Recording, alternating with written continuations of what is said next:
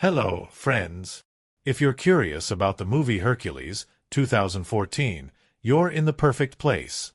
Don't forget to give this video a quick like, it really helps us out. And if you're new here, hit subscribe to stay updated on all the latest movie deep dives. Let's jump right in. There have been many versions of Hercules throughout cinema history, each retelling the legend of the demigod with its own spin. But Hercules, 2014, directed by Ratner and starring none other than Dwayne "The Rock" Johnson, delivers a take that is both grand and unexpected. This is not just a film about a god among men. It is a story of myth versus reality, of a man whose legend has outgrown him, and of a warrior who must prove whether he is truly blessed by the gods, or simply a man who fights like one.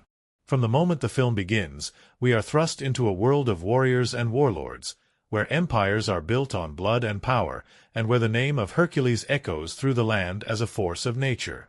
The son of Zeus, the man who completed the legendary 12 labors, the slayer of monsters. His name alone strikes fear into his enemies and inspires devotion among his followers. But is Hercules truly what the legends say? Or is the truth much more complicated? That's the question Hercules, 2014, dares to explore. Unlike the traditional mythological portrayals, this film presents a grittier, more human version of the character, one where the line between myth and reality is constantly blurred. Here, Hercules is not just a lone hero. He is the leader of a band of mercenaries, warriors bound not by divine destiny but by brotherhood and survival. They fight not for glory, but for gold. And their greatest strength is not supernatural power, but the fear that the legend of Hercules instills in their enemies. Dwayne Johnson's Hercules is not just muscle and might, he is haunted by his past. The film hints at a tragedy that has shaped him, a pain he cannot outrun despite his legendary status. His battle scars are not just physical, they are deeply woven into his psyche, and as the story unfolds, we begin to see that even the mightiest hero carries the weight of doubt. The story takes a dramatic turn when Hercules and his team are recruited by Lord Cotes, a Thracian ruler who begs for their help in defeating a ruthless warlord. The offer is simple: train an army, lead them into battle, and bring peace to the land. It seems like just another mission for the mercenary crew, but nothing is ever that simple. As Hercules trains the Thracian soldiers, the question arises: who is the real enemy? Is it the warlord they have been hired to destroy, or the man who claims to be their ally? With an epic battlefield as its stage, Hercules takes us on a journey filled with intense combat, deception, and a hero's struggle to reclaim his own name. The action sequences are stunning, with large-scale battles where swords clash, shields shatter, and warriors fall in brutal, unrelenting warfare. Unlike other Hercules adaptations, this film doesn't rely on over-the-top supernatural elements. Instead, it grounds its battles in gritty realism, making every clash feel raw and visceral. But at the heart of all the action is a thrilling mystery. What if Hercules' greatest strength is not his ability to fight, but the legend itself? What if the stories that have been told of his divine origins are the real weapon, a tool that turns the tide of war without him ever needing to lift a sword? As the story unfolds, the film plays with this idea, making us question what we believe about the hero. Are the monstrous creatures of his past, the Hydra, the Nemean lion, the Erymanthian boar, truly supernatural foes? Or is there another explanation, one rooted in reality? Through clever storytelling and visually stunning flashbacks, Hercules walks the fine line between fact and myth, giving us a character who is both larger than life and painfully human. But just when we think we have the answers, the film delivers a major twist, one that forces Hercules to confront not just his enemies, but his own past. A betrayal is revealed, and everything he thought he knew about his purpose is shattered. In the end, the question is no longer whether Hercules is a demigod or a man. It is whether he can rise above his own demons and become the hero the world believes him to be. With a charismatic lead, breathtaking battle sequences, and a fresh take on one of mythology's greatest legends, Hercules, 2014, delivers an action-packed spectacle that challenges the very idea of what makes a hero. It is a film that proves that sometimes the greatest strength is not divine power, but the courage to fight for something greater than oneself. So, if you thought you knew the story of Hercules, think again. This is not the Hercules of myth.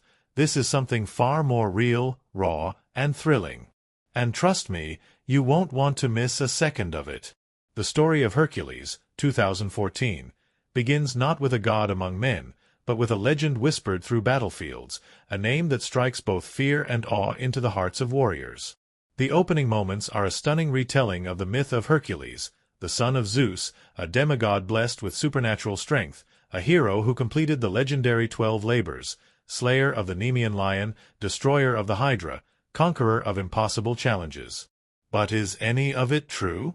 The film introduces us to Iolaus, Hercules' nephew and devoted storyteller, spinning these grand tales to a group of captors who laugh at the absurdity of it all. A man who defeated the gods' monstrous creations?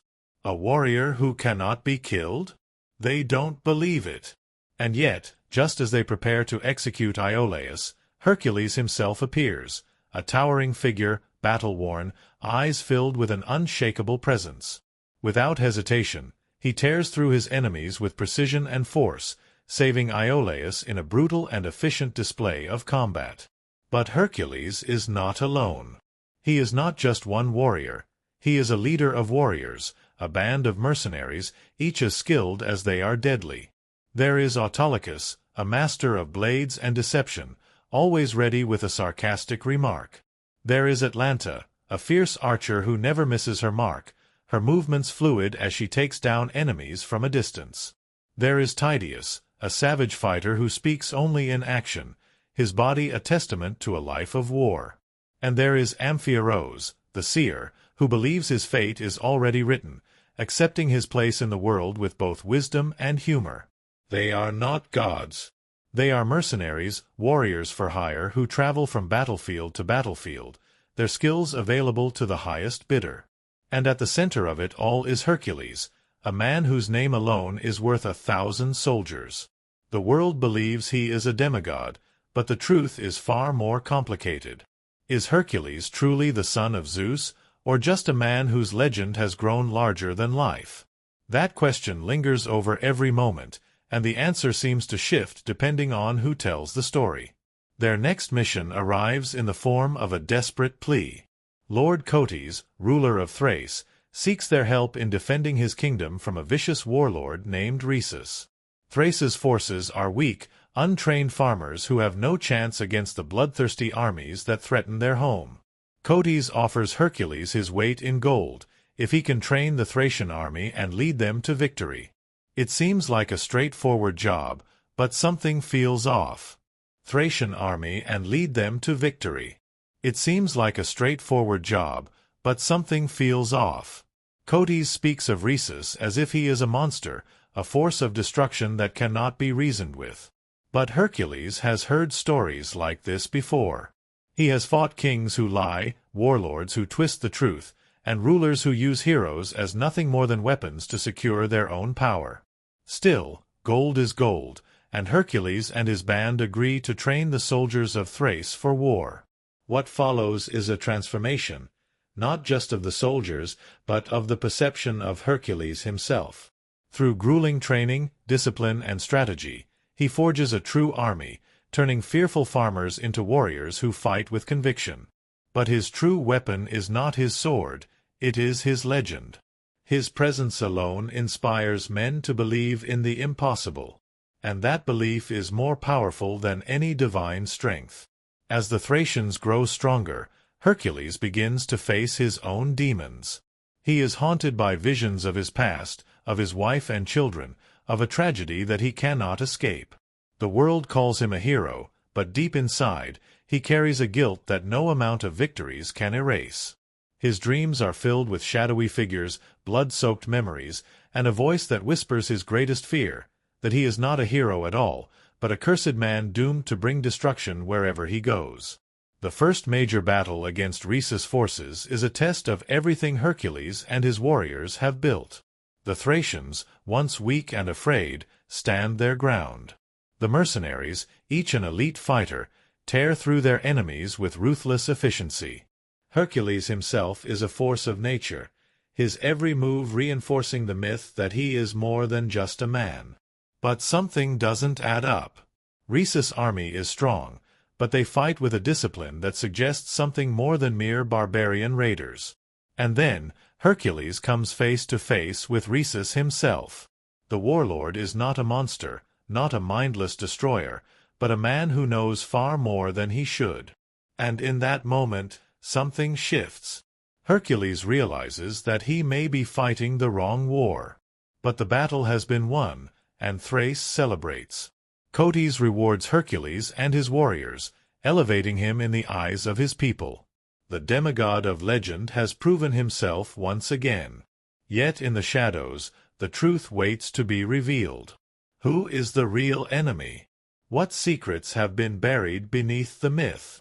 And will Hercules finally discover the answer to the question that haunts him, whether he is truly more than a man, or simply the product of a world that needs legends to believe in? The cheers of victory echo across the land. Thrace celebrates. Their warlord, Rhesus, has been captured, his army shattered by the might of Hercules and his mercenaries. The legend grows once more, whispered through the streets and sung in the halls of the palace. Lord Cotys stands before his people, proclaiming that peace has been restored, that the great Hercules has delivered them from destruction. And yet, as the wine flows and the revelry continues, Hercules cannot shake the unease in his chest. Something is wrong. Rhesus was a warrior, yes, but was he truly the monster Cotys made him out to be? His army fought with precision, with discipline, not like raiders, but like soldiers. And there was something in the way Rhesus looked at him during their final encounter, something in his words. "You're being used, son of Zeus." Hercules had spent a lifetime questioning the truth of his legend. But now, the question was not about himself. It was about the very war he had been hired to fight. And then, the first betrayal strikes. That night, as the festivities stretch into the dark hours, Amphiaraos, the seer of the group, overhears whispers in the corridors. Talk of Thrace's true plans. Rhesus was not the enemy. He was not the conqueror. He was the last resistance. Cotys was not a desperate ruler protecting his land. He was the true warlord. Everything falls into place too late. The moment Hercules and his mercenaries realize the truth, Cotys' forces turn on them. The Thracian soldiers, the same men they trained, the men who once followed Hercules into battle, now stand against him. Hercules, once seen as their savior, is now their prisoner. Bound in chains, stripped of his weapons, Hercules is thrown into the depths of the palace dungeons, where another familiar face awaits, Rhesus. His chains are heavier, his wounds still fresh, but his eyes burn with cold amusement. "Now you see," Rhesus mutters, leaning against the stone wall. "You weren't leading an army of heroes. You were forging an empire for a tyrant." The weight of the truth is heavier than the chains around Hercules' wrists. He has been a pawn, a weapon wielded by a king who had no intention of stopping at Thrace. Cotys' ambitions stretch far beyond these lands. With the army Hercules built for him, he will march forward, conquering everything in his path. And then, the final, most gut-wrenching betrayal is revealed. Cotys was never the true mastermind. He was following orders. Orders from Eurystheus, the man responsible for the greatest tragedy in Hercules' life. Eurystheus, the ruler who sent him on the 12 labors. The man who whispered poison into the ears of kings. The man who orchestrated the death of Hercules' family. The man who made him a legend for the world, while cursing him with a fate worse than death. Hercules is forced to his knees, confronted by the one who had haunted his every waking moment. Eurystheus stands before him, a cruel smirk on his lips.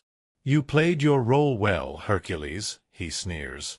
"The great hero, the monster slayer, the bringer of war. And now you will die as the world believes you should, forgotten, broken, just another man who believed his own myth." But there is one thing they underestimated about Hercules: his will to fight, not just for himself, but for those who stand beside him. As Cotys and Eurystheus prepare to execute him, his mercenaries strike back. Autolycus, Atalanta, Tydeus, and Amphiaraus turn the dungeons into a battlefield. Against impossible odds, they fight with a fury only warriors betrayed could muster. Chains are shattered. Hercules rises. The legend had always been that he was the son of Zeus, a god in human form, a force of nature that no mortal could contain. And at that moment, Hercules embraces that legend. Cotys orders his soldiers to bring him down, but the Thracians hesitate. They have seen this man in battle. They have seen him rise above the blood and steel, fighting not for power, but for justice. They question their loyalty. They question their king.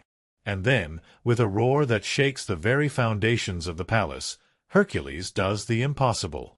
He breaks free from his chains, snapping the iron restraints like they were nothing more than thread. The sight alone is enough to make even the most loyal of Cotys' men falter. This is not just a man. This is Hercules. With one final battle, the war turns. Cotys, desperate to keep his throne, orders his forces to fight to the death. But the legend has already spread too far. The army he once commanded turns against him. And then, the moment the world had been waiting for, Hercules, facing the man who took everything from him. Eurystheus sneers, still believing that power lies in words, in manipulation, in controlling history itself. But Hercules does not need words. He needs only his strength, his will, and the unwavering fury of a man who has been wronged one too many times. With a final, decisive blow, Eurystheus falls. The past is buried in the blood of those who sought to control it. But Hercules does not claim the throne. He does not take power for himself. That is not his destiny. The people of Thrace, now free, now truly free, choose their own path. The legend of Hercules does not end with him ruling an empire. It ends with him walking away, a warrior who has finally reclaimed his name from those who sought to use it. As he and his mercenaries depart, the story of Hercules becomes something greater than a tale of strength. It becomes a tale of a man who defied fate, who refused to be what others made him, who proved that a true hero is not measured by the myths written about him, but by the battles he chooses to fight. The name Hercules will live on, not as the son of Zeus, not as a demigod, but as a man who became something even greater, a legend who forged his own destiny. The legend of Hercules is larger than life, but Hercules, 2014, does something bold. It strips away the mythology and reveals the man underneath. At the core of the film is a cast of characters who are more than just warriors or rulers. They are people shaped by war, loyalty, betrayal, and belief. Each one brings a different perspective to the question that lingers throughout the story. Is Hercules truly the son of Zeus, or just a man who became a legend? Hercules, the man beneath the myth. Hercules, played by Dwayne "The Rock" Johnson, is introduced as the towering warrior whose name alone strikes fear into the hearts of men. The world believes he is a demigod, a force of nature, a being blessed by Zeus himself. The film, however, challenges that belief. Unlike the traditional depictions of Hercules, this version does not revel in divine power.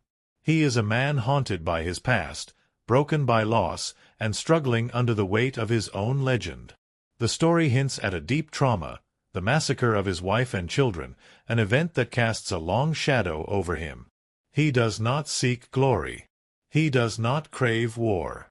Instead, he wanders the world as a mercenary, using the legend of Hercules as a weapon, letting his name carry more weight than his blade ever could. But the question remains, is he truly blessed by the gods, or is he simply a man who has learned to wield fear as his greatest strength? Throughout the film, Hercules fights battles that should be impossible, breaks free from chains that no man could break, and stands against armies with a presence that defies logic. And yet, every moment of victory is tainted by doubt. If he is a god, why does he suffer so much? If he is only a man, how does he achieve the impossible? What makes Hercules compelling is not his strength, but his internal battle. He carries survivor's guilt, believing himself to be cursed rather than blessed. But as the story unfolds, he begins to understand that being a hero is not about divine power, it is about choice. When he finally embraces his identity, not as a god, but as a warrior who fights for something greater than himself, he becomes the Hercules of legend, not because of Zeus, but because of his own will. Marcus Cotes, the hidden tyrant. Lord Cotes, played by John Hurt, begins as a seemingly desperate ruler, a man who begs for Hercules' help to save his people from the warlord Rhesus. At first, he seems weak, almost pitiful, a ruler struggling to keep his kingdom from falling apart. But as the story unfolds, Cotes is revealed to be a master manipulator, a warlord in disguise who uses deception as his greatest weapon. Cotes' true nature is revealed too late. He never wanted to protect his people. He wanted to build an empire. And by hiring Hercules, he ensured that the greatest warrior in the world would be the one to forge his army. The betrayal stings not just because it is unexpected, but because it plays directly into Hercules' deepest fears, that he is not a hero, but a pawn in the hands of those who know how to control him. Cotes represents the kind of power that does not fight with swords, but with words. He does not need to be the strongest warrior. He controls those who are. His greatest weapon is his ability to turn men into monsters, convincing them that they fight for righteousness when they are actually carrying out his conquest. Marcus Cain, the warrior who never stopped fighting. Rhesus, played by Tobias Santelman, is introduced as the film's initial antagonist, a brutal warlord terrorizing Thrace.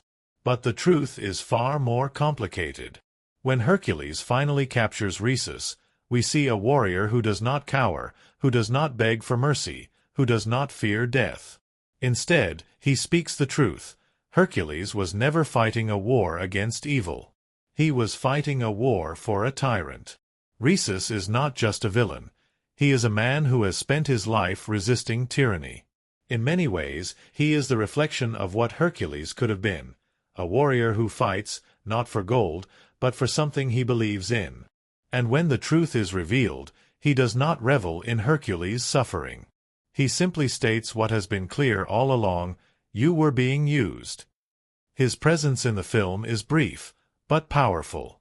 He is not the monster Cotes made him out to be. He is the last resistance against a warlord who would burn the world for his own ambition. Valeria Cruz, the last survivor of a legend. Valeria, played by Rebecca Ferguson, is not a warrior, not a mercenary, not a ruler. She is a survivor. She has seen the truth that others refuse to acknowledge.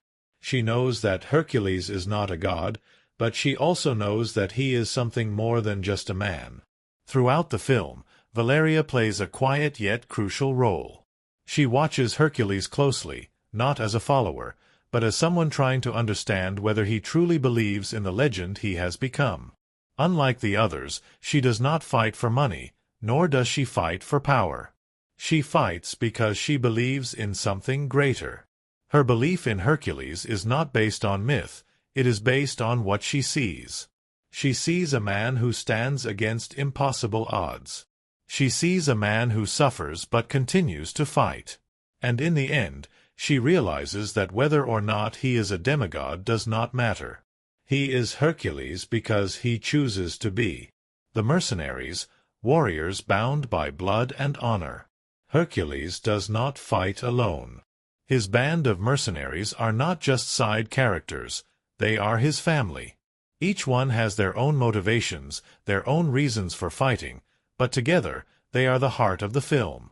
Autolycus, Rufus Sewell, the strategist, the blade master, the man who fights with wit as much as skill. He is skeptical, cynical, always questioning, but when the moment comes, his loyalty is unshakable. Atlanta, Ingrid Bolso-Birdle, the silent predator, the archer whose skill surpasses even the finest warriors. She is proof that strength does not come from brute force, but from precision, patience, and skill. Titius, Axel Henny, the savage, the beast, the warrior who speaks only through battle. His presence is terrifying, but his loyalty is unmatched. He is the embodiment of war itself. Amphiarose, Ian McShane, the seer, the philosopher, the one who believes in fate. He sees his own death coming, yet he walks toward it with laughter, embracing destiny rather than fearing it. Together, they represent the true power behind Hercules, not divine strength, but the strength of those who fight beside him. They are not soldiers. They are a family forged in blood, battle, and loyalty. The true legacy of Hercules. By the time the film reaches its climax, one thing becomes clear. Hercules is not a demigod. He is not immortal. He is not invincible. But he is something far greater. He is a man who has suffered, who has doubted, who has fallen and risen again. He is a man who has been used by kings and betrayed by those he trusted. And yet, in the end, he breaks his chains, he stands against tyranny, and he fights, not because he is a god, but because he chooses to. Hercules, 2014, is not the story of a divine warrior. It is the story of a man who became a legend, not because of fate, but because he made himself one. Some films have simple productions, straightforward sets, and smooth shoots. Hercules, 2014, was not one of those films. From the moment Dwayne "The Rock" Johnson stepped into the role of the legendary demigod, the movie became more than just another big-budget action flick. It became an intense, unpredictable, and sometimes bizarre experience both in front of and behind the camera. From grueling training regimens to freak accidents, from eerie myths surrounding the filming locations to Johnson's near-superhuman dedication, the making of Hercules was as epic as the story itself.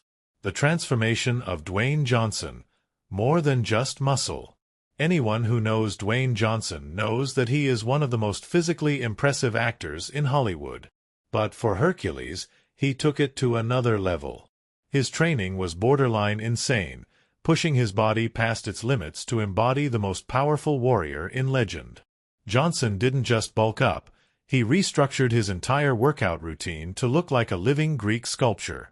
For 8 months straight, he followed a brutal regimen, training twice a day, lifting heavier than ever, and eating a staggering 7 meals a day, totaling over 5,000 calories daily. The transformation wasn't just about size.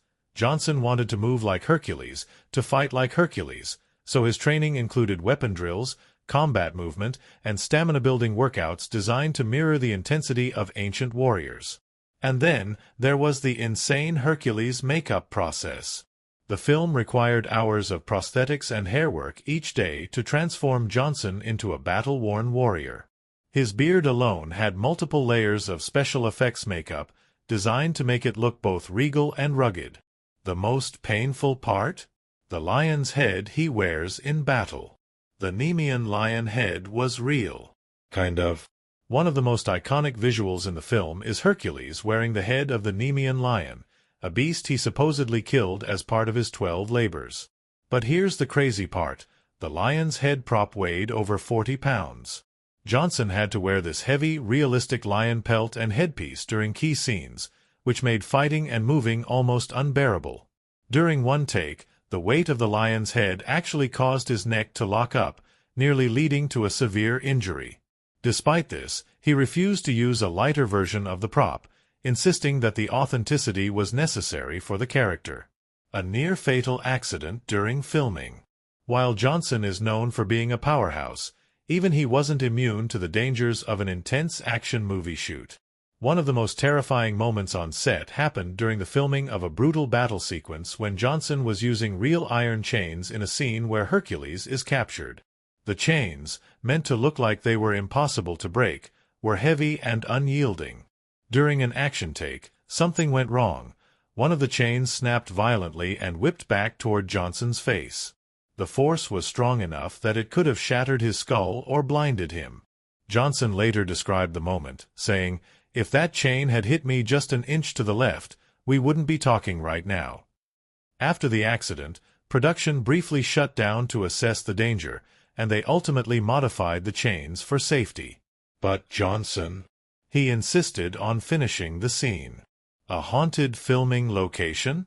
While Hercules was filmed in various locations across Europe, one of the most chilling stories from the set came from the film's time in Budapest, Hungary. Some of the key battle sequences were filmed in an old abandoned military fortress, a location that had been rumored to be haunted for centuries. Several crew members reported strange occurrences, equipment turning on by itself, lights flickering without explanation, and a strange, freezing cold settling in certain areas of the set. At one point, a camera operator swore he heard whispers in a language no one could identify. The eeriest event? One morning, the entire set was covered in a thick fog that was not in the weather forecast. It was as if something, or someone, didn't want the film to be made. Even the actors, normally skeptical about these kinds of things, admitted that there was an unsettling energy in certain areas of the fortress. Johnson's strict no-water policy for that scene. Actors go to extreme lengths to prepare for certain shots, but one of the most shocking things Johnson did for Hercules was dehydrate himself for over 24 hours to make his muscles look even more defined. For the scene where Hercules breaks free from his chains, the filmmakers wanted him to look at his absolute peak of physicality. To achieve this, Johnson went a full day without drinking water, a technique used by bodybuilders before competitions to make their muscles appear more sculpted. However, this is an incredibly dangerous practice, and Johnson himself has stated that he would never do it again. Dehydration can cause severe health issues, including muscle cramps, dizziness, and organ failure. Real fire. Real danger. One of the most visually striking moments in the film is the flaming battlefield sequence, where Hercules leads his army through an inferno of destruction. While most Hollywood productions rely heavily on CGI for fire effects, Hercules took a different approach. They used real fire. The production constructed entire wooden structures and set them ablaze to create an authentic sense of danger. Johnson, as well as his co-stars, had to run through actual burning debris, dodging falling embers and staying within designated safe zones to avoid getting burned. At one point, during a fight sequence near one of the flaming towers, a sudden shift in the wind caused the fire to spread uncontrollably, nearly trapping some of the actors. Emergency teams had to rush in to prevent what could have been a catastrophic accident. Ian McShane's fake death scene that fooled the cast. One of the most beloved characters in the film is Amphiaraos, the wise, slightly eccentric seer played by Ian McShane. Throughout the movie, Amphiaraos claims that he has already foreseen his own death, making every battle he enters feel like it could be his last. But here's the funny part. The cast didn't know when his actual death scene was going to happen. The filmmakers decided to prank the cast by staging an elaborate fake death scene for Amphiaraos. McShane, always the trickster, played it to perfection, falling dramatically, whispering cryptic last words, and then lying completely still for several minutes, making everyone believe he was either unconscious or had passed out from exhaustion. Dwayne Johnson later said in an interview, "We thought we lost Ian McShane that day. Then he just opened his eyes, grinned, and said, 'Not today, lads.'" A marketing campaign that played with reality. To promote the film, the studio took a unique approach to marketing. Instead of just releasing trailers, they created a series of fake, historical articles that debated whether Hercules was real or just a legend. They even went as far as setting up a fake archaeological website, claiming that newly discovered scrolls hinted that Hercules may have actually existed. Fans who followed the clues were led to exclusive behind-the-scenes footage and concept art from the film. A movie that almost had a very different Hercules. Before Dwayne Johnson was cast, several other actors were considered for the role of Hercules, including Ryan Reynolds, Henry Cavill, and Tom Hardy. But in the end, only Johnson had the presence, the physicality, and the sheer force of personality to bring this version of Hercules to life. The legend that endured beyond the screen.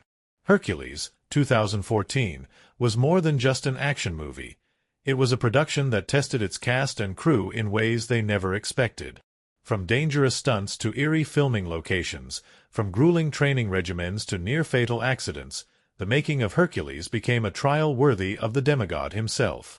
And through it all, Dwayne Johnson proved that sometimes you don't need to be a god to be legendary. The story of Hercules, 2014, is more than just a retelling of a myth. It is a film that takes one of history's most enduring legends and reshapes it into something more grounded, more human, and more layered than the traditional tale of a demigod blessed by Zeus. But what makes this film stand out is not just its high-octane action sequences or Dwayne Johnson's commanding performance. It is the way it challenges the very idea of heroism, myth, and the power of belief. The deconstruction of a legend. The most striking and unexpected choice Hercules, 2014, makes is its refusal to fully embrace the supernatural. Unlike other depictions of Hercules in film and literature, this version presents a more grounded take on the legend, where myth and reality intertwine, leaving both the characters and the audience questioning the truth. From the very beginning, the film plays with perception. We hear grand stories of Hercules' heroic feats, the slaying of the Nemean lion, the defeat of the Hydra, the conquest of the Erymanthian boar. These tales are delivered with grandeur and conviction, painting a picture of a man who walks among mortals as a god. But the moment we meet Hercules in the flesh, something shifts. He is not draped in celestial light, not adorned with divine markings. He is weathered, weary, and haunted. His legendary feats, rather than being shown as miracles, are hinted to have rational explanations. This is where the film's most interesting thematic choice comes into play. Hercules is not a demigod because of his lineage, but because of the myth that surrounds him. He is a man who has become larger than life, not through divine intervention, but through belief. His enemies fear him because they believe the stories. His allies follow him because they believe he is unstoppable. And he survives not because he is invincible, but because he knows that fear and belief are weapons just as powerful as swords. This thematic approach reframes the concept of heroism. It suggests that the idea of Hercules is just as powerful as the man himself, if not more so. In a world where myth shapes reality, perception is everything. This raises an intriguing question. Is it more important to be powerful or to be believed to be powerful? The power of myth in war. The film also delves into the role that myth plays in warfare and leadership. When Hercules and his mercenaries are recruited by Lord Cotes to train the Thracian army, they are not just teaching men how to fight, they are giving them something to believe in. The Thracians are not natural warriors. They are farmers, villagers, men who have never known battle. Alone, they are weak. But under Hercules, under the legend of Hercules, they become something greater. This is one of the most underrated but powerful themes of the film. The idea that belief in a cause, in a leader, can transform even the weakest army into a force to be reckoned with. The Thracians do not become warriors simply because they learn how to fight. They become warriors because they believe they are following a god, a man who has conquered death itself. That belief makes them fight harder, makes them fearless. But, of course, this also makes them vulnerable. Because belief is a double-edged sword. And that is where the film's major twist comes in. The Cotes betrayal, a reflection on manipulation and power. One of the most significant turning points in Hercules is the revelation that Hercules was fighting for the wrong side all along. Lord Cotes, who presented himself as a desperate ruler trying to protect his people, is revealed to be the true villain, an ambitious tyrant who used Hercules to forge an unstoppable army for his own conquests. This twist is effective not just because of its shock value, but because it plays into the film's deeper themes about power and manipulation.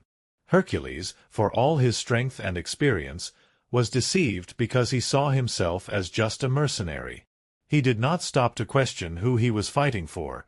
He was only focused on the battle itself.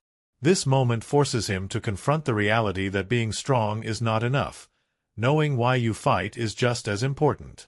Cotes represents the true power of deception. He understands something that Hercules did not, that people do not follow strength alone. They follow the illusion of strength, the promise of security, the belief that they are fighting for something noble. Cotes manipulated that belief, turning the Thracians into his weapons before they even realized they had been tricked. This betrayal shakes Hercules to his core because it plays into his deepest fear, that he is not a hero, but a weapon, a tool to be used by others. It is a moment of crisis, one that forces him to ask himself whether he is truly in control of his own fate.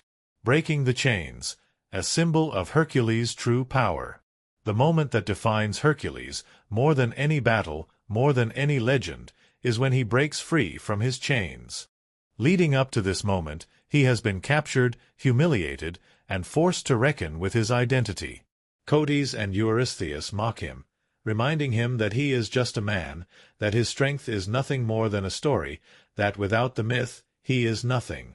But then, he does the impossible. He snaps the iron chains that bind him.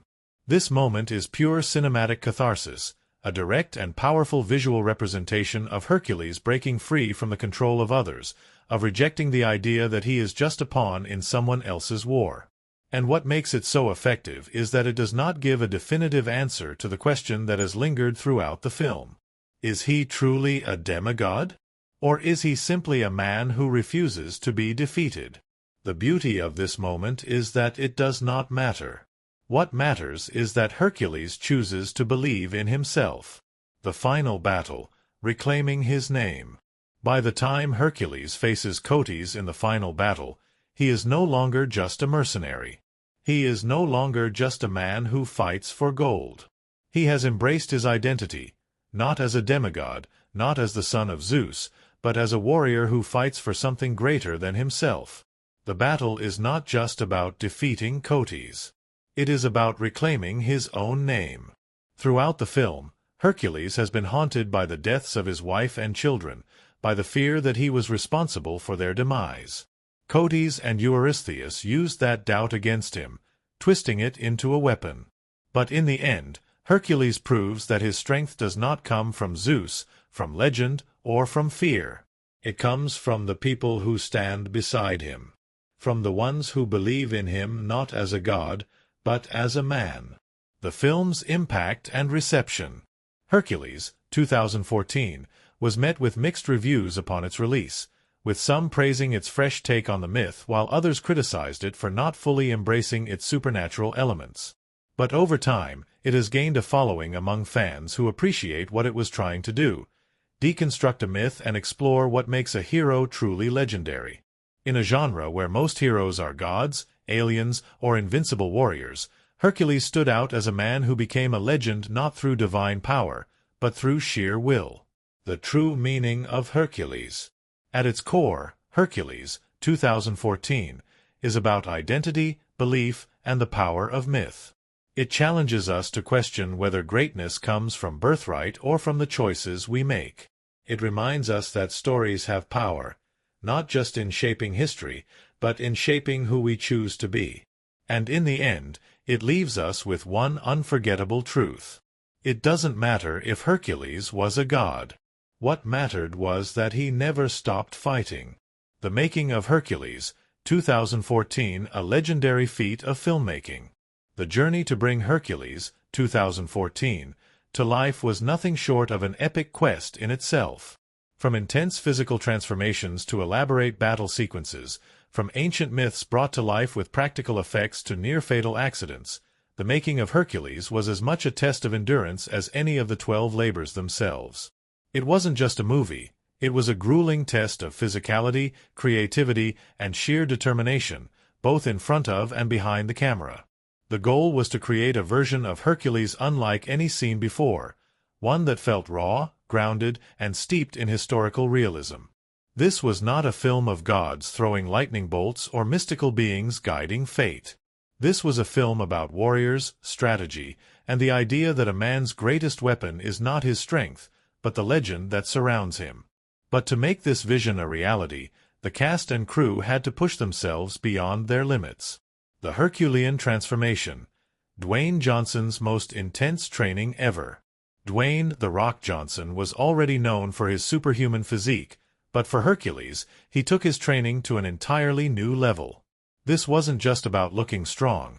It was about moving, fighting, and carrying himself like a warrior from an ancient time.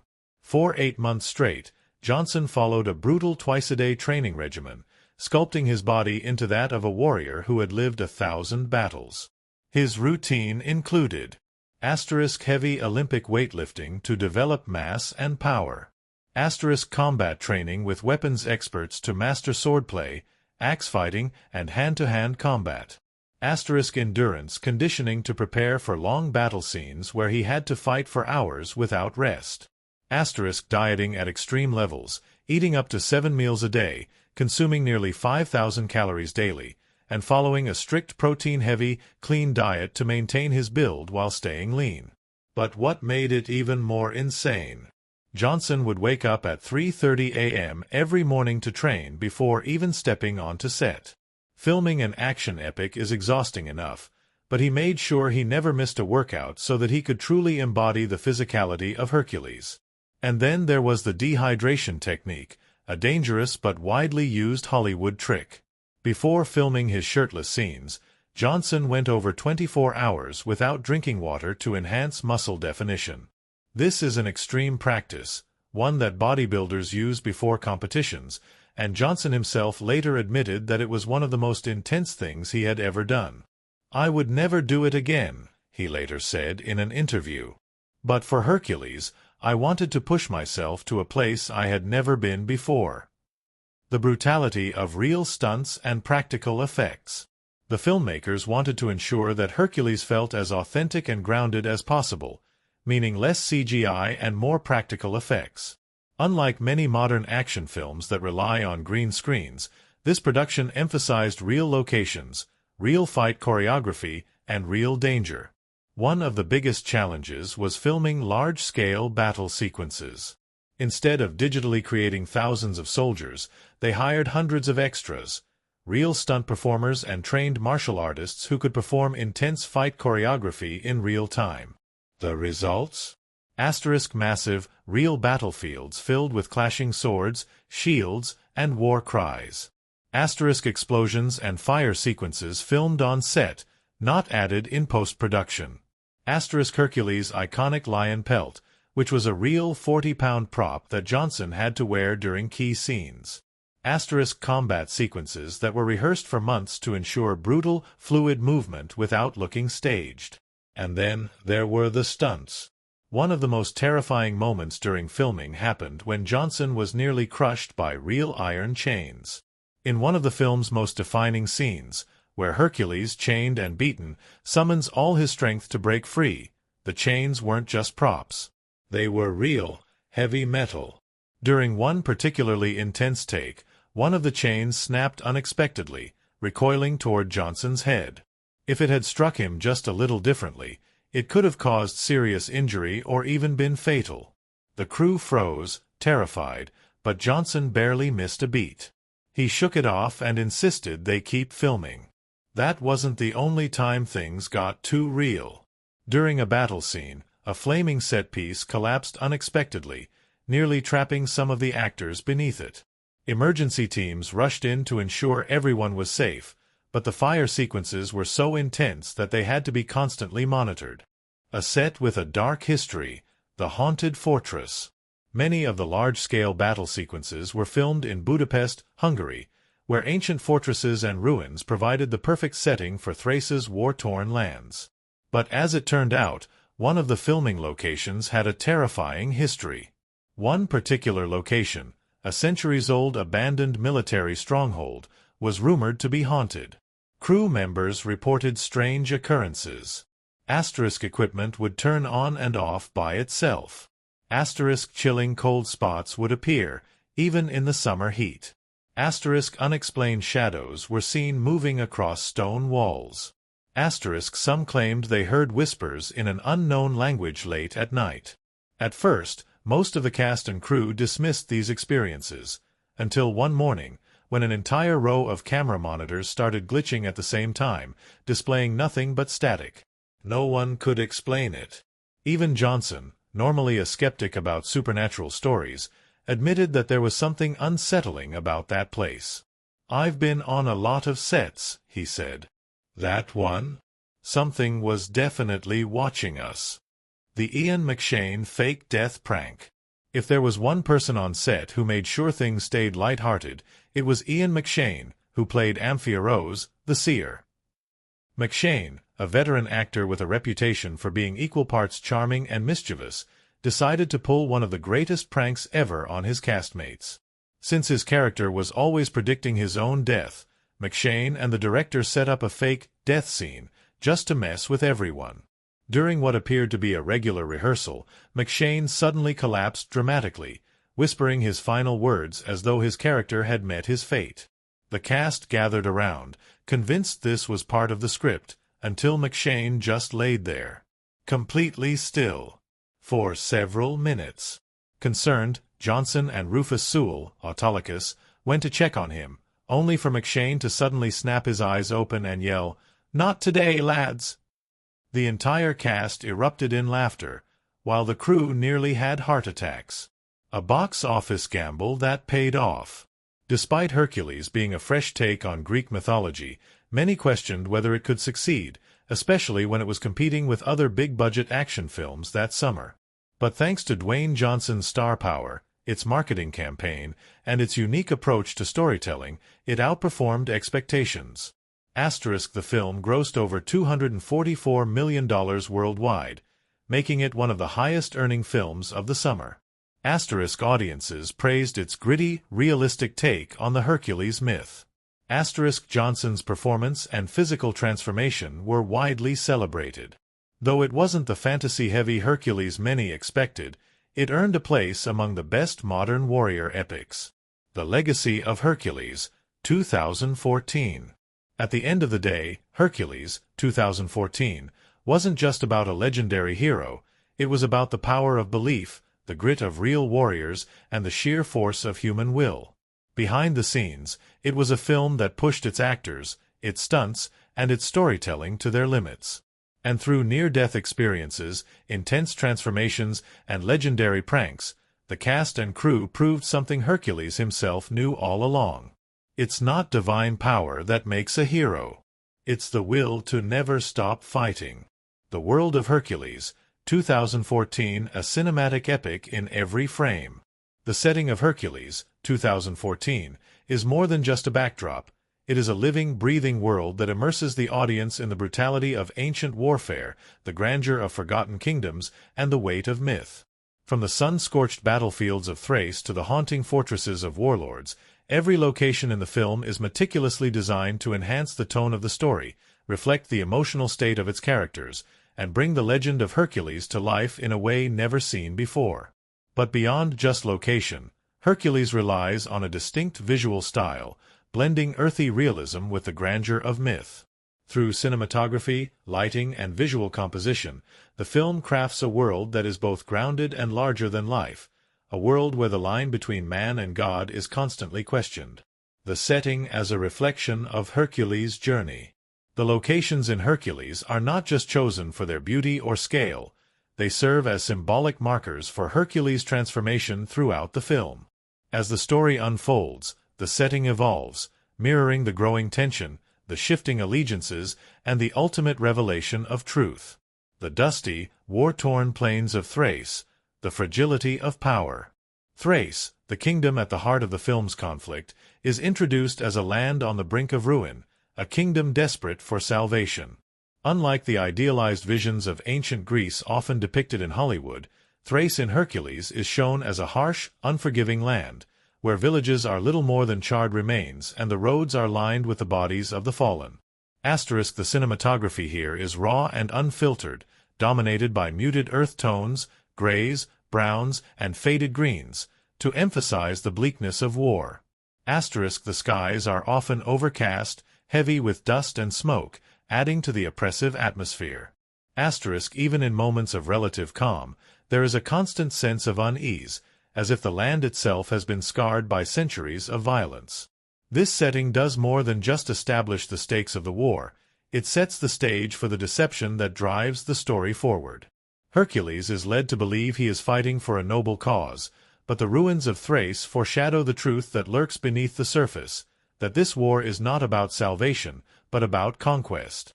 The enigmatic warlord's fortress, the illusion of the enemy. Before the great betrayal is revealed, Hercules and his army march toward what they believe to be the stronghold of Rufus, the supposed warlord terrorizing Thrace. The fortress is imposing, standing tall against a desolate landscape, shrouded in mist and framed by jagged cliffs. It is designed to instill fear, playing into the myth that Rhesus is an unstoppable force. Asterisk the cinematography in this section uses low-angle shots to make the fortress appear even larger, as if it were a domain of gods rather than men. Asterisk shadows dominate the interiors. Candlelight flickers against stone walls, and corridors stretch endlessly into darkness, reinforcing the fear of the unknown. Asterisk the battle leading up to this location is brutal and chaotic, filmed with handheld cameras and quick cuts to emphasize the intensity of the siege. But once Hercules enters the fortress, something changes. The visual language shifts. Instead of chaos, there is silence. The throne room of Rhesus is not adorned with the spoils of a warlord, but rather it is stark, almost empty, signaling that this was never the lair of a monster, but the last stronghold of a man fighting against tyranny. This is where the illusion of the enemy begins to crumble. The setting itself betrays the lie Hercules has been led to believe, hinting at the larger truth about Hercules before the final twist is revealed. Hercules' palace, the true face of power. One of the most visually striking locations in the film is the palace of Lord Hercules, the ruler of Thrace who hires Hercules and his mercenaries. At first, it is presented as a place of grandeur and civility, a contrast to the war-ravaged lands beyond its gates. But as the film progresses, the palace becomes a prison, a symbol of deception and manipulation. One of the most visually striking locations in the film is the palace of Lord Hercules, the ruler of Thrace who hires Hercules and his mercenaries. At first, it is presented as a place of grandeur and civility, a contrast to the war-ravaged lands beyond its gates. But as the film progresses, the palace becomes a prison, a symbol of deception and manipulation. Asterisk at the start, the palace is bathed in warm, golden light, reflecting the illusion that Hercules is a benevolent ruler. The architecture is pristine, the halls are filled with nobles, and everything seems controlled. Asterisk but as Hercules begins to suspect the truth, the visual tone shifts, the warm colors are replaced by cold blues and grays, and the once inviting halls seem suffocating. Asterisk by the time Hercules' betrayal is revealed, the palace has transformed into a fortress of oppression, its walls lined with soldiers rather than servants. This transition is subtle, but effective. The audience is made to feel the shift just as Hercules does. What once seemed noble now feels sinister, and the throne room where Hercules once welcomed Hercules as an ally is now the stage for his ultimate betrayal. The underground prison, breaking the chains. Perhaps the most visually stunning moment in the film occurs in the dungeons beneath Hercules' palace, where Hercules is imprisoned after being betrayed. This scene is bathed in deep shadows, with only slivers of torchlight illuminating the cold stone walls. The framing is tight, claustrophobic, making Hercules appear trapped, not just physically, but emotionally, as he confronts the ghosts of his past. Then, the moment of defiance. Hercules, bound in chains, roars in rage and snaps the iron restraints apart. Asterisk the cinematography captures this in a slow-motion close-up, emphasizing the sheer power of the moment. Asterisk the lighting shifts as a burst of fire from a nearby brazier flares up, casting Hercules in an almost supernatural glow. Asterisk the sound design drops into near silence, save for the breaking of the chains and Hercules' deep, ragged breaths. This is the most important moment in the film, not just in terms of action, but in terms of Hercules' transformation. The setting reinforces his rebirth, not as a god, but as a man who chooses to fight back. The final battle, a myth come to life. The climax of the film takes place in a vast, open battlefield, where Hercules leads a revolt against Hercules. Unlike the earlier battle scenes, which were gritty and chaotic, this sequence is framed like a legend unfolding in real time. Asterisk the sky is filled with dark storm clouds, as if the gods themselves are watching. Asterisk the battle is filmed with long, sweeping shots, making Hercules and his warriors appear larger than life. Asterisk the final showdown between Hercules and Hercules takes place on a stone staircase, evoking the imagery of ancient Greek murals depicting warriors locked in combat. And then, the final blow. Hercules falls, and Hercules stands victorious. The sky clears. The battlefield, once drenched in blood, now glows in the golden light of dawn. The war is over. But Hercules does not claim the throne. He does not bask in the glory of victory. Instead, he walks away, disappearing into legend, leaving the world to decide whether he was ever a god or just a man who refused to be broken. The cinematic legacy of Hercules.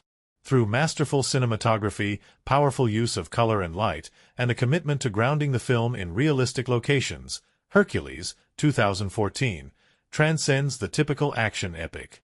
It creates a world that feels raw and brutal, yet tinged with the magic of myth, leaving audiences questioning whether Hercules was a demigod or simply a man who became something greater through belief. In the end, Hercules is not just a film about a warrior who fought battles.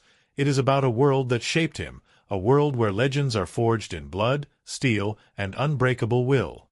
The untold stories behind Hercules, 2014, a legendary production. Making a movie like Hercules, 2014, wasn't just a job, it was a battlefield in itself. From grueling physical demands to on-set pranks, from dangerous stunts gone wrong to bonding moments that turned a cast into a family, the making of Hercules was filled with unexpected surprises, insane challenges, and unforgettable moments. For Dwayne "The Rock" Johnson and the entire cast and crew, Hercules wasn't just another film. It was a test of endurance, creativity, and sheer willpower. And just like the warriors they portrayed on screen, they had to push themselves to the absolute limit to bring this epic to life. Dwayne Johnson's daily routine, a Herculean feat of its own. Dwayne Johnson is known for his insane work ethic, but for Hercules, he took things to an entirely new level. He wasn't just playing a warrior, he became one. Every day on set, Johnson's routine was more intense than the actual battle scenes. 3:30 a.m. Wake up and hit the gym for a 2-hour strength and conditioning workout. 6 a.m. Breakfast, one of 7 meals he ate daily. 7 a.m. Arrive on set for makeup and costume. 9 a.m. to 9 p.m. Filming action-packed scenes in extreme heat and unpredictable conditions. 9:30 p.m. Nighttime recovery workouts and meal prep. 11 p.m. Sleep, only to wake up and do it all over again. By the end of filming, even the stunt team, professional fighters, athletes, and performers, admitted that Johnson's stamina was unreal, and they often struggled to keep up with him. His insane training paid off, but it came with a serious cost. His dehydration technique, to make his muscles appear even more defined for certain shots, left him feeling dizzy and fatigued, and the heavy lion's head prop he wore nearly threw out his neck multiple times. But despite it all, he never complained, never backed down, and never let up. The chain incident, when a prop almost became a deadly weapon. One of the most iconic scenes in Hercules is when he breaks free from his iron chains, proving once and for all that his strength is beyond mere mortal limits. But behind the scenes, this moment nearly ended in disaster.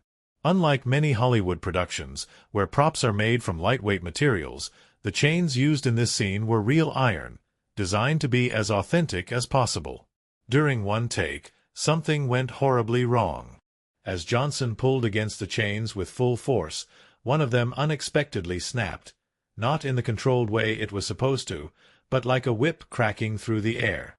The broken chain lashed backward, narrowly missing Johnson's head by mere inches.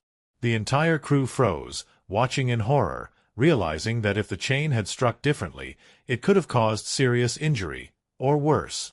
But Johnson... He simply laughed it off, shook out his shoulders, and said, "Let's go again." They modified the chains for safety, but Johnson still insisted on doing the scene himself, determined to make the moment as real as possible. McShane's legendary prank on the cast. Every great movie set needs a prankster, and on Hercules, that honor belonged to McShane, who played the wise and eccentric Amphiaraos. McShane, a veteran actor with a wicked sense of humor, pulled off one of the greatest pranks in Hollywood history. And his victim? Dwayne Johnson himself. During a key scene, McShane was supposed to deliver a dramatic prophecy, foretelling the fate of Hercules and his crew. But instead, McShane improvised, turning the serious moment into a completely absurd monologue about the secret love affair between Hercules and his lion's head cloak. Johnson, known for his ability to stay in character, completely lost it. He burst into uncontrollable laughter, causing multiple takes to be ruined as the entire cast struggled to keep straight faces. Afterward, Johnson admitted, Ian McShane might be the only man alive who can break me in a scene. The haunted filming locations. When the crew heard something unnatural.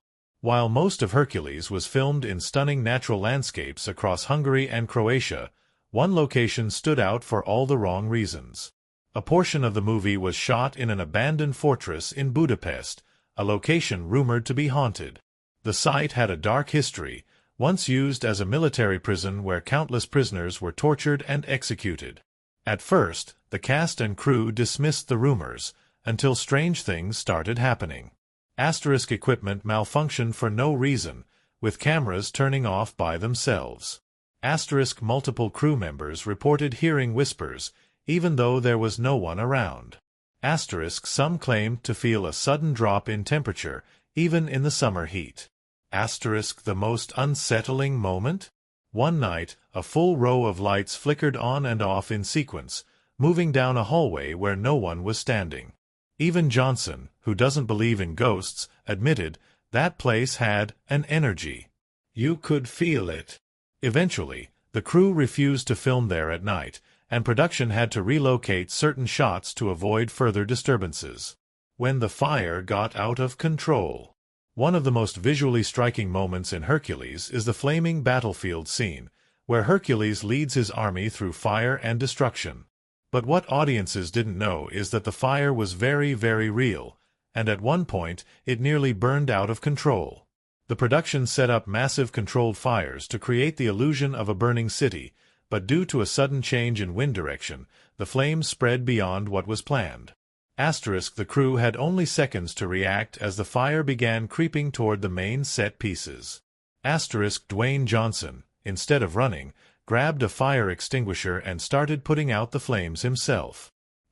Emergency teams rushed in to contain the situation, and filming was delayed for hours while they regained control.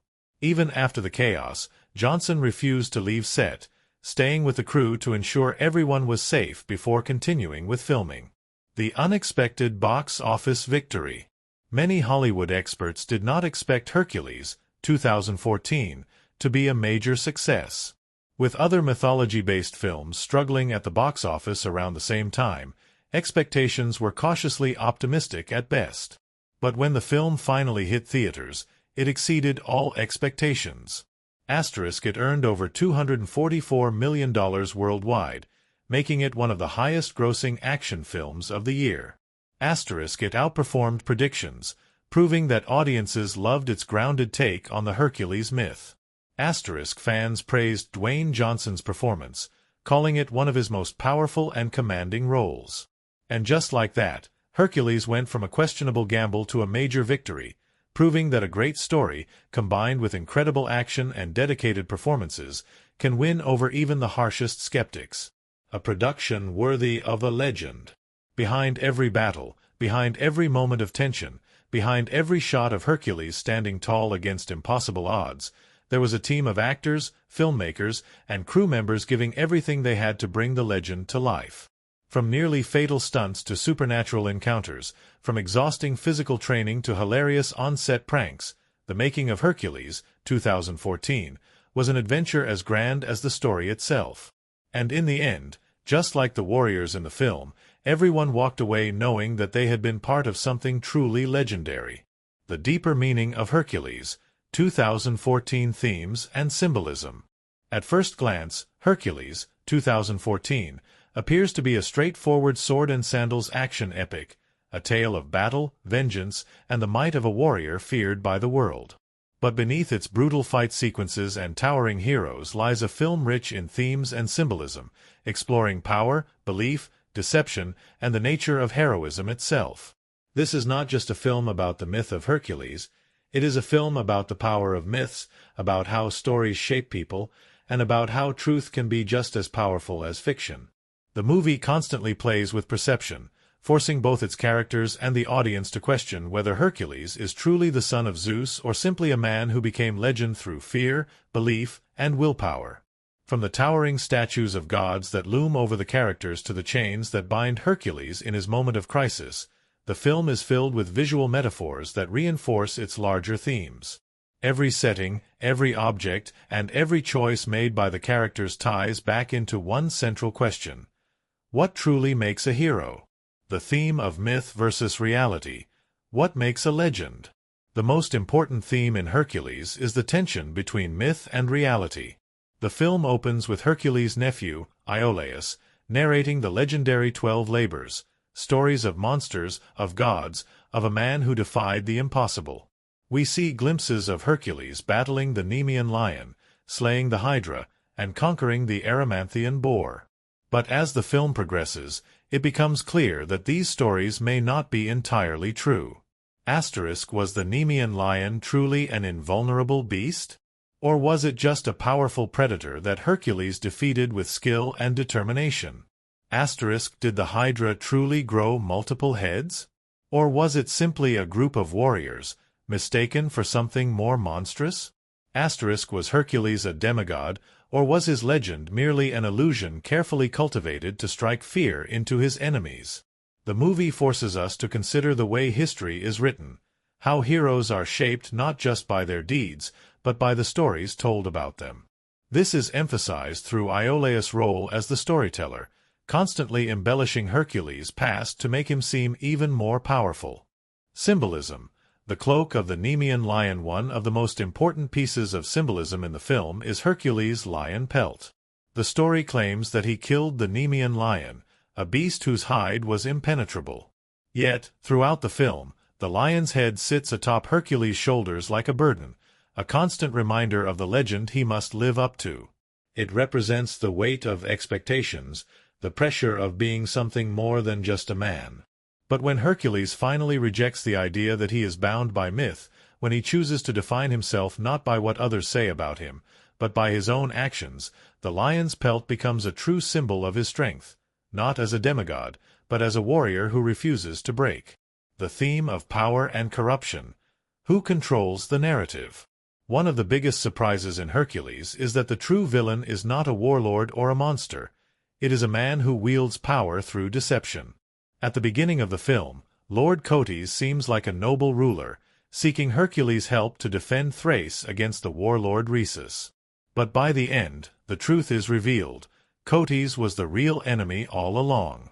This plot twist reinforces the theme that power is not just about strength, it is about control. Cotes never needed to be the strongest warrior. He only needed to manipulate others into doing his bidding.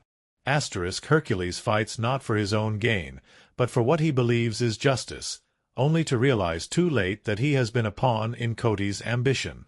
The Thracians, believing in their noble cause, become soldiers in a war of conquest, unknowingly serving a tyrant. The people who once feared Rhesus as a monster discover that they were being lied to, and that their so-called enemy was actually fighting against their oppressor. This raises a powerful question. Is power truly earned, or is it simply taken by those who can control the story? Symbolism. The throne of Cotes. Throughout the film, Cotes' throne is framed in towering, imposing shots, emphasizing his control over the world around him. But when his deception is revealed, the throne suddenly seems smaller, less significant. This visual shift reflects how power is an illusion. It only lasts as long as people believe in it. And when Hercules finally overthrows him, the throne becomes nothing more than an empty seat, waiting for the next ruler to take it. The theme of redemption, breaking the chains of the past. At the heart of Hercules is a man who is haunted by his past. Hercules is not just a warrior burdened by legend, he is a man burdened by guilt. The death of his wife and children, the rumors that he killed them in a fit of madness, weigh on him like an unshakable curse. But the film is not about whether or not Hercules is a demigod. It is about whether or not he can forgive himself. He starts the film as a mercenary, a man who fights only for gold, refusing to believe he is a hero. But as he grows closer to his team, as he begins to see the truth about the war he is fighting, he realizes that his past does not define him. In the film's most powerful moment, when he breaks free from his chains, he does not do so because he is the son of Zeus. He does so because he refuses to be controlled any longer. Symbolism. The chains in the dungeon when Hercules is captured, bound in iron chains, and mocked by Cotys and Eurystheus, it is a metaphor for the way he has been bound by his past. 4 years, he has been enslaved to guilt, to doubt, to the legend that others have built around him. But when he shatters those chains, he does more than escape imprisonment. He escapes the belief that he is powerless. He reclaims his destiny, his strength, and his identity. The theme of belief. What truly makes a hero? In the end, Hercules is a story about belief. The people believe in Hercules as a demigod, and that belief gives him power. Cotys manipulates belief to turn Hercules into a weapon for his own ambitions. Hercules himself does not believe in his own legend, until he realizes that it does not matter whether or not he is a god.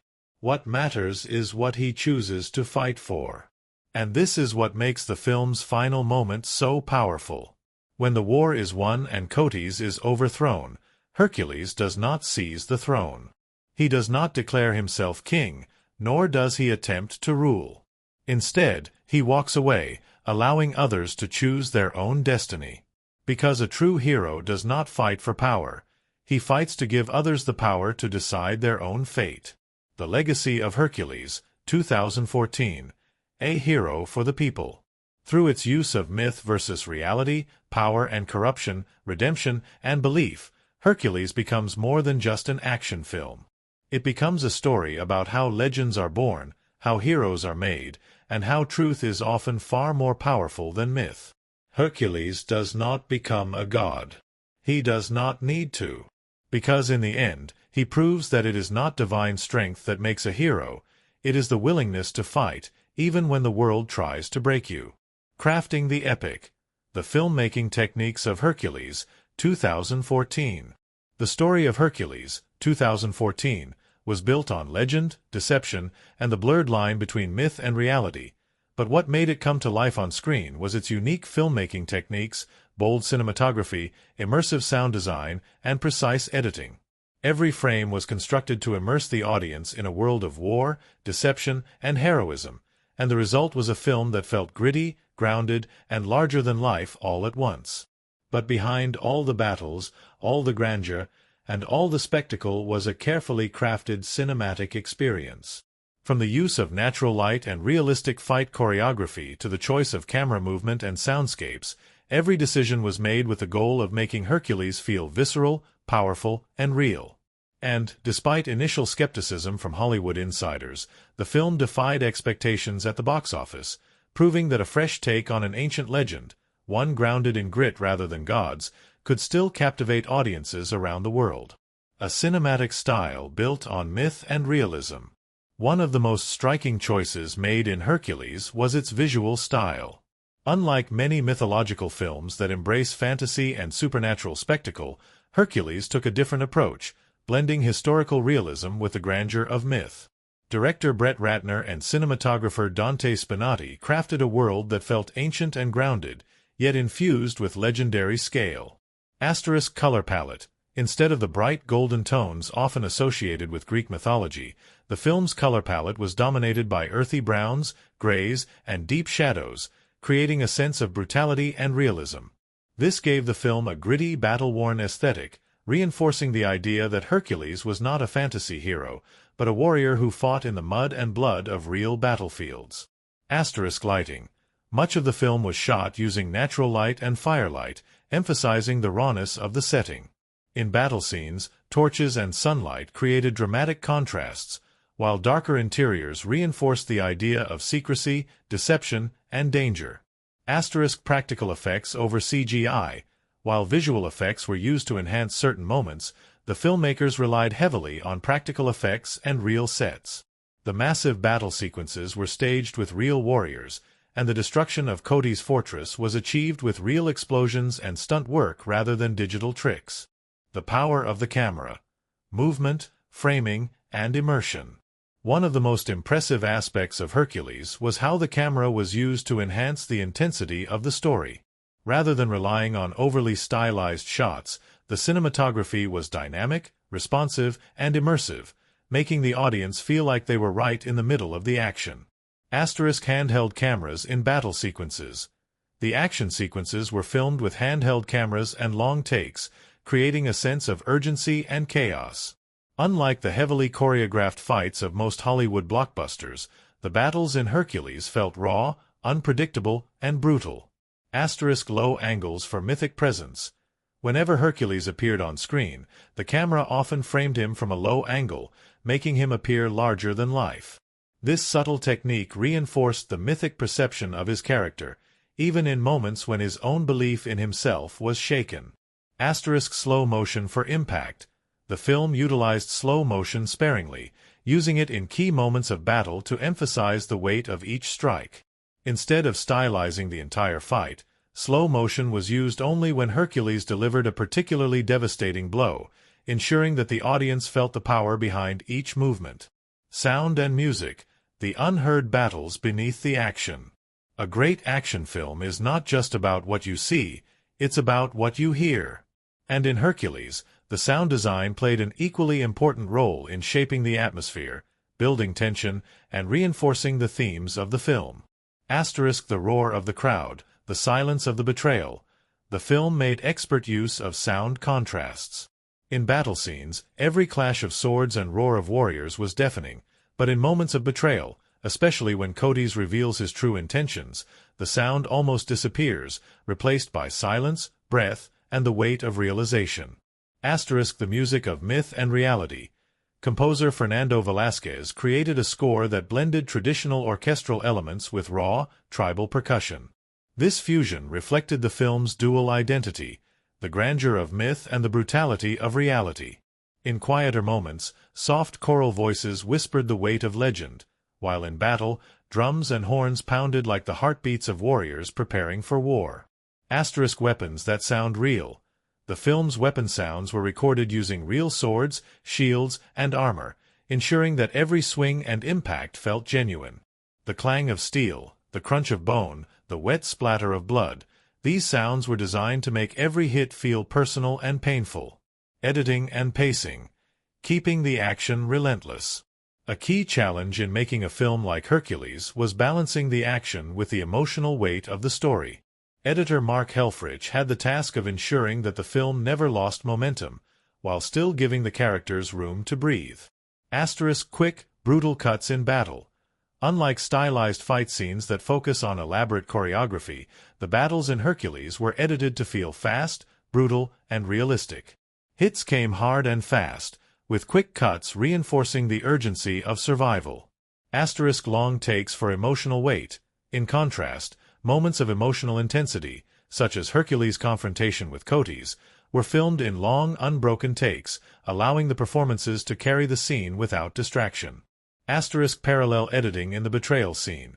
One of the film's most effective uses of editing was during the betrayal, where scenes of celebration and victory were intercut with the slow realization of Codes' true intentions, creating a sense of creeping dread before the final reveal.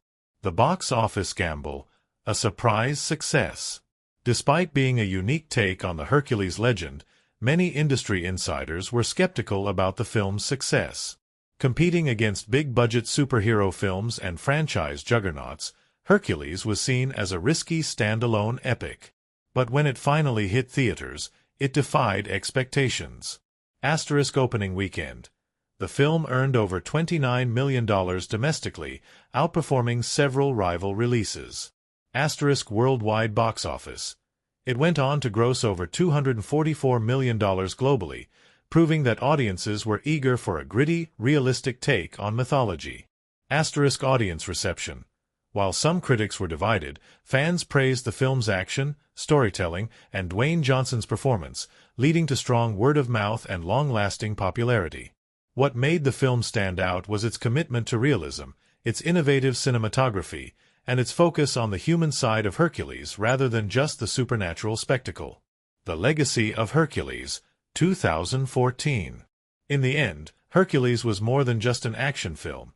It was a deconstruction of myth, a film that explored the power of belief, the burden of legends, and the strength it takes to break free from the past. Through its masterful use of cinematography, sound, editing, and practical effects, the film delivered a raw, intense, and immersive experience, proving that sometimes the most powerful stories are the ones that make us question what is real and what is legend. And as Hercules himself walks away at the end, choosing not to rule but to let others define their own fate, so too does the film leave behind a legacy, not as a mere action flick, but as a bold retelling of one of history's greatest heroes. The warriors behind Hercules, 2014. The cast, interviews, and audience reactions. A great film isn't just about the story, the action, or the visual spectacle. It's about the people who bring it to life. And in Hercules, 2014, the cast didn't just act, they became their characters. From Dwayne "The Rock" Johnson's commanding presence as the legendary warrior to Ian McShane's sly wit, from Rufus Sewell's sharp-edged charisma to Ingrid Bolso-Bertel's fierce resilience, every actor in Hercules poured their heart and soul into making the world feel real, raw, and unforgettable. But the magic of Hercules didn't just happen on screen. Behind the scenes, the cast bonded through intense training, on-set pranks, and shared moments of exhaustion and triumph. The journey of making this film was as epic as the legend of Hercules itself. And when the film finally hit theaters, audiences responded with surprise, excitement, and endless debate about the blurred lines between myth and reality. Some hailed it as one of the best modern takes on Greek mythology, while others were captivated by its gritty, realistic approach. So let's step behind the scenes, hear from the cast, and dive into the reactions that shaped Hercules, 2014, into the film it became. Dwayne Johnson as Hercules, the man who became a legend. If there was one person destined to play Hercules, it was Dwayne Johnson. Already known as one of the most physically impressive and charismatic actors in Hollywood, Johnson took the role with unmatched intensity, not just bulking up, which was already his norm, but completely transforming himself into a warrior of legend. He trained harder than ever before, eating 7 meals a day, lifting heavier weights than ever, and waking up at 3:30 a.m. just to get extra workouts in before filming. He learned real swordplay, working with stunt experts to ensure that his fight scenes looked authentic and brutal. He embraced the exhaustion, refusing to use a body double in many of his most dangerous scenes, including the legendary breaking the chains moment. In an interview, Johnson revealed, "Hercules is the hardest role I've ever prepared for. This wasn't just about looking the part. I had to move, think, and fight like someone who has spent a lifetime in battle. Every day was a challenge. And I loved every second of it." Despite the grueling physical demands, Johnson also took the time to connect with his co-stars, often being the one to lift morale on set, crack jokes, and keep everyone motivated. But perhaps the most powerful moment came during an emotional interview when Johnson shared, "Hercules is about redemption. About proving to yourself that you're more than what the world says you are. That's something I've carried with me my whole life. And that's why this role meant so much to me." Ian McShane as Amphiaraos, the oracle who stole every scene. If Hercules was the heart of the film, then Ian McShane was its soul. As Amphiaraos, the seer who has already foreseen his own death, McShane delivered one of the film's most memorable performances, blending wisdom, humor, and an effortless charm that made him an instant fan favorite.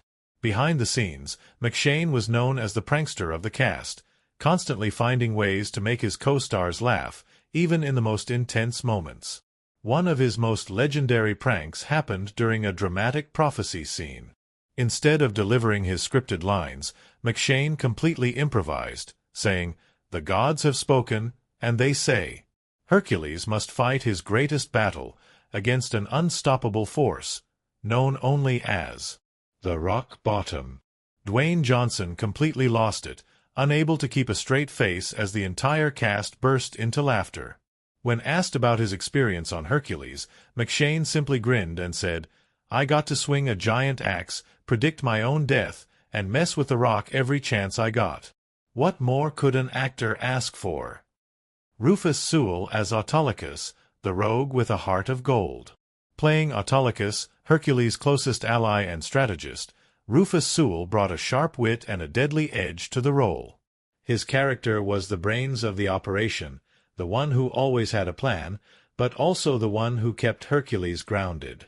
Sewell was known for his dry humor on set, often delivering his lines with such perfect sarcasm that even the crew struggled not to laugh. In an interview, he said, "Autolycus is a rogue, a thief, a man who fights not for glory, but for gold. But deep down, he believes in Hercules. He believes in something greater. That's what makes him more than just another mercenary." Sewell's dynamic with Johnson was one of the highlights of the film, with their back-and-forth banter adding both levity and depth to the story. Ingrid Bolso-Bertel as Atlanta, the fierce warrior who stood with the best. As Atlanta, the deadly archer and only woman in Hercules' band of warriors, Ingrid Bolso-Bertel had one of the toughest roles in the film. Not only did she have to match the physical intensity of her male co-stars, but she had to do it while wielding a massive bow, wearing heavy armor, and fighting through real flames in the final battle sequence. Bertel trained extensively in archery, sword fighting, and battlefield movement, ensuring that her character felt just as powerful and dangerous as the men around her. She later admitted, "There were moments where I thought, I can't do this. But then I'd see Dwayne carrying that giant lion's head, sweating under the sun, and I'd think, okay, if he can do that, I can pull this bowstring one more time." Her dedication paid off, as Atlanta became one of the film's standout characters, proving that she was just as fierce, just as strong, and just as unstoppable as the men she fought beside. Audience reactions. The film that surprised everyone. When Hercules, 2014, was first announced, many people expected just another CGI-heavy, fantasy-driven mythological epic. But what they got was something different, something grittier, darker, and more grounded in reality. Fans praised Dwayne Johnson's performance, calling it one of his most powerful roles.